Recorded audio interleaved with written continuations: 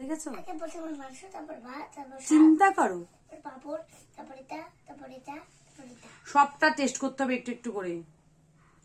আগে মাংস মানে ঝাল দিয়েছো কেন? এত ঝাল দিয়েছো?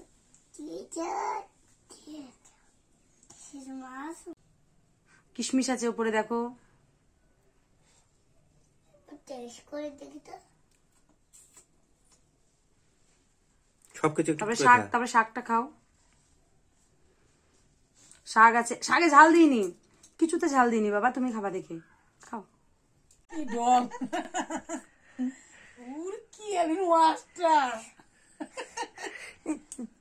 আমার তো চলতেই থাকে সবসময়। দিয়ার মুখটা দেখাচ্ছে, দেখছে না কেন?